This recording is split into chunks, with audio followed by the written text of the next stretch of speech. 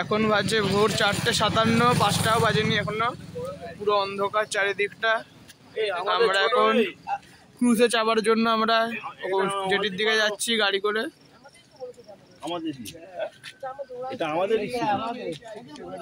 ছোট গাড়ি কোনটা? ওই তো গাড়িতে ওরা মার বলে দিয়েছে যেটা আপনাদের।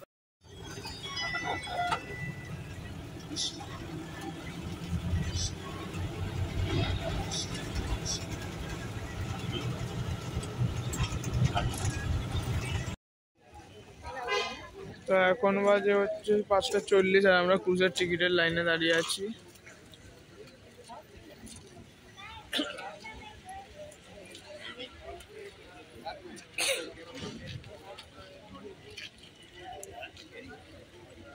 বন্ধুরা আমরা এখন আমাদের হোটেলে চলে এসেছি এলডোরাডোতে। এখানে বসার বিভিন্ন জায়গা আছে।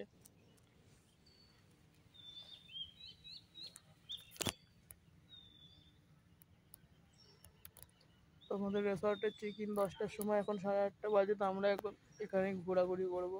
আমি এখন বসে আছি এখানে সমুদ্রের ধারে এখানটায়, আর চারিদিকটা দেখাচ্ছি দেখুন। বন্ধুরা এখন আমরা যাচ্ছি হচ্ছে কালাপাথর বিচের দিকে। আমরা হোটেল থেকে গাড়িতে করে রওনা হয়েছি, আমাদের সবাই বসে আছে গাড়িতে।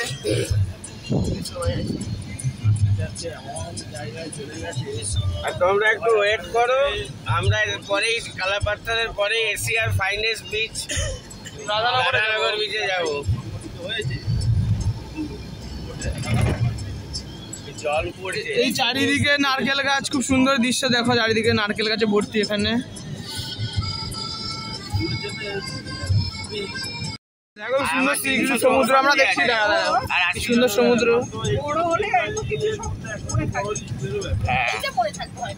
মাঠে বেরোবে বলো, 14 জন বেরোবে যেটা। আর মাঠ বন্ধুরা আমরা চলে এসেছি কালাপাথর বিচে। কালাপাথর বিচে অসাধারণ কালারটা সমুদ্রের তোমরা দেখতে পাচ্ছ। প্রায় মিনি পুরী রে, পুরীর মধ্যে একজন একটা বাড়ি বাড়ি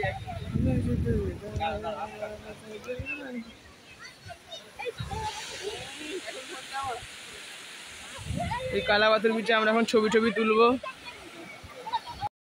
তো এবার আমরা লাঞ্চ করে আমরা যাচ্ছি রাধানগর বিচের দিকে সবাই। এশিয়ার সবচেয়ে সুন্দর বিচ, এটা হচ্ছে এশিয়ার সবচেয়ে ফাইনেস্ট বিচ। পরিবেশন হচ্ছে বুঝলে তো? হ্যাঁ, কোথায়? হ্যাঁ মনে হয় রাধানগর বিচের দিকে। রাধানগর বিচের দিকে যাচ্ছি আমরা, দেখতে থাকো ভিডিওটা। গাড়ি থেকে রাধানগর বিচে আমরা আসছি, এখন 2:10 বাজে। 4টার সময় ফিরতে হবে গাড়িতে।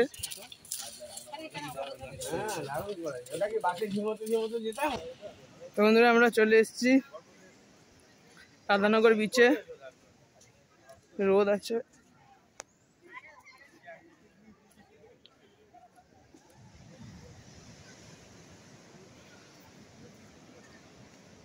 মানে ভিউটা বেশ ভালো, তোমরা দেখো।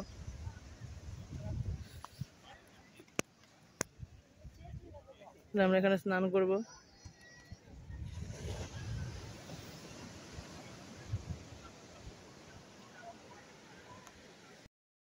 এখন আমরা আমাদের রিসর্টে আমরা যাচ্ছি সি বিচের দিকে রাত্রিবেলা। এখানে সব আলো ঠালো জলে অনেক। আমি আর বোন যাচ্ছি, পিছনে মা বাবা আসছে ওইদিকে। এই বোন যাচ্ছে আমার সাথে। এই আমরা এসেছি এখান দিয়ে সমুদ্রের ধারে। এখানে সকালে আমরা সমুদ্রে অনেক ছবি তুলেছিলাম। ওই যে ওইদিকে সমুদ্রের সামনে দেখা যাচ্ছে না, কালো, হ্যাঁ অন্ধকার দেখা যাচ্ছে না।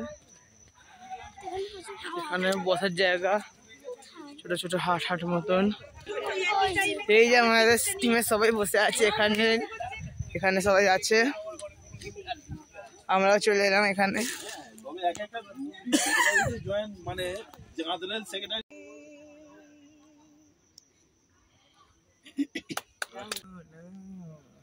সে প্রথম প্রেম আমার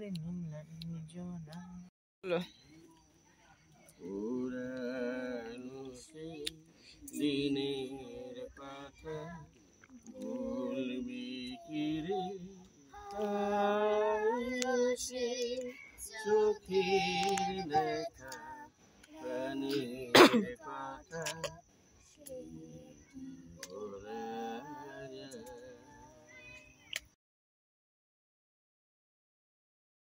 তো আমরা এখন যাচ্ছি নীল আইল্যান্ডের দিকে। আমরা এখন ক্রুজের দিকে যাচ্ছি, ক্রুজে উঠবো। 10:45 হচ্ছে বোটিং টাইম। তো আমরা এখন ক্রুজের দিকে এগিয়ে যাচ্ছি, তোমরা দেখতে থাকো।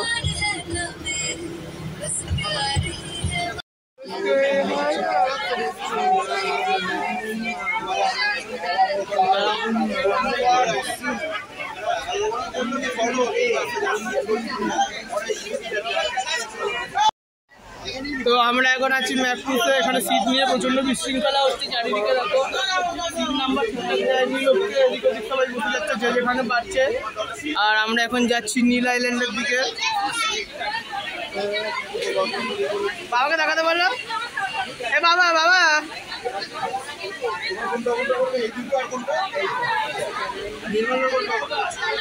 এই যে আমার এইটা আমার একটা এটা আছে, আর ওই যে বাকি হয়েছে ওই দিনকে।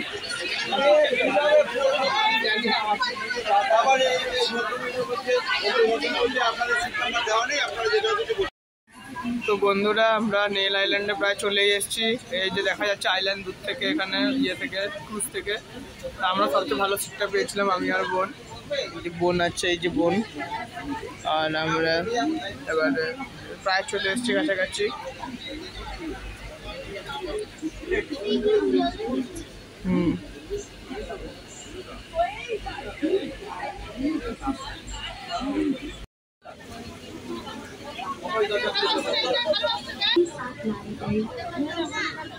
এই হলো আমরা প্রায় নীল আইল্যান্ড চলে এসেছি। ক্রুজ থেকে দেখাচ্ছি তোমাদের নীল আইল্যান্ডে। দেখো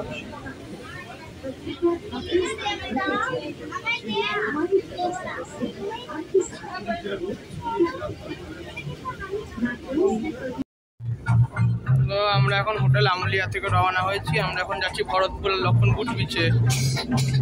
ভরতপুর আর লক্ষণপুর বিচে যাচ্ছি আমরা। বন্ধুরা এখন আমরা এসেছি ভরতপুর বিচে। ভরতপুর বিচে এখন চান করা বন্ধ আছে, কারণ কুমির দেখা গিয়েছিল বলে। তো এখানে দেখো সবাই এমনি বসে আছে বিচের ধারে ধারে।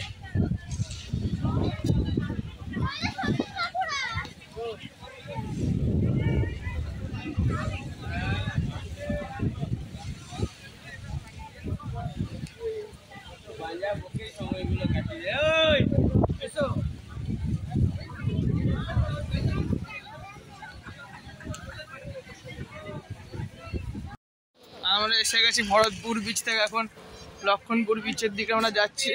গাড়ি নামিয়েছে এখানে আমরা হেঁটে হেঁটে যাবো।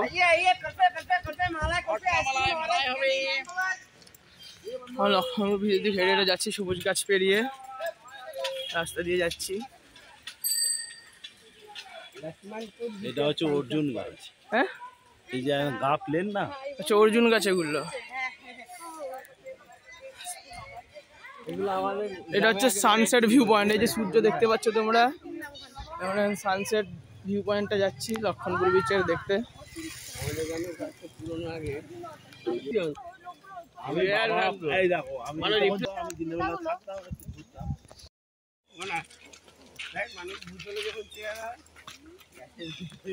গাছগুলো অনেক লম্বা লম্বা, এগুলো সব অনেক পুরোনো পুরোনো গাছ, অর্জুন গাছ। আমরা লক্ষণপুর বিচের কাছাকাছি। এই সূর্যাস্তের প্রায় সময় এসছে, সূর্যাস্তের প্রায় সময় হয়ে এসছে। আমরা সানসেট পয়েন্টের দিকে এগিয়ে যাচ্ছি।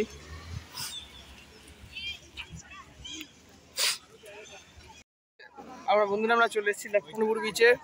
সানসেট পয়েন্টে দেখো সূর্যটা বেশ সুন্দর দেখা যাচ্ছে এখান দিয়ে, জলের রিফ্লেকশনটা। আর একটু কাছে নিয়ে যাচ্ছি।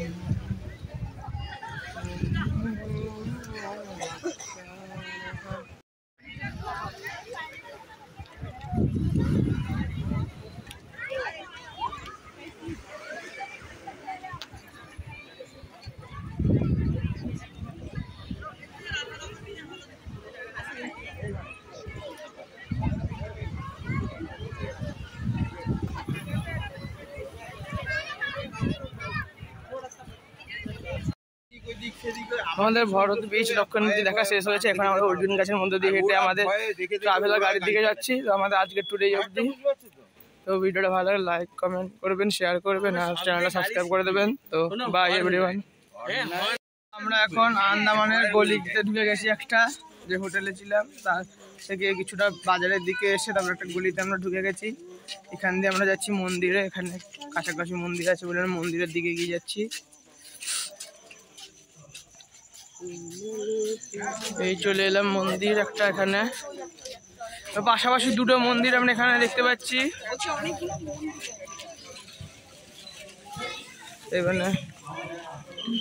এখানে বেশ ভালো লোক, বাঙালি পাড়া। এইখানে একটা মন্দির। তো এখানে আন্দামানে বাঙালিরা এখানে ফুটবল খেলছে। দেখুন বাংলা ভাষায় কমেন্টই হচ্ছে।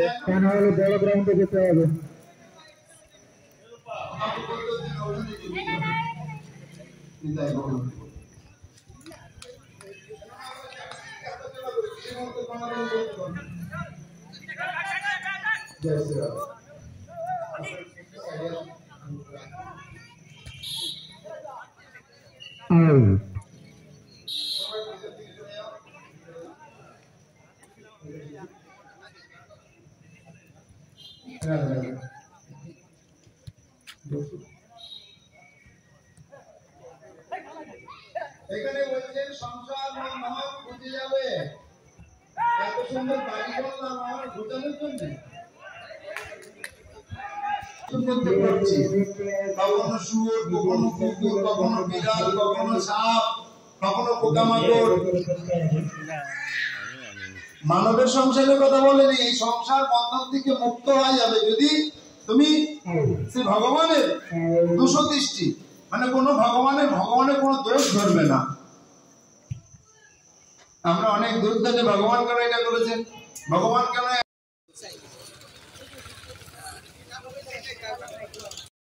দেখলেন বলি না, ভগবান যখন উলঙ্গ দেখেছিলেন তার বয়সটা কত জানেন? 8 বছর। বুঝতে পারছেন? 8 বছরে উলঙ্গ দেখলে তার বিকাশ। আন্দামানের বাজার আর স্বামী বিবেকানন্দের মূর্তি।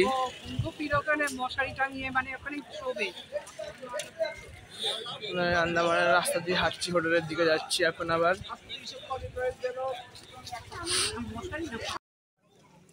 এখানে বড় ঠাকুরের পুজো হচ্ছে।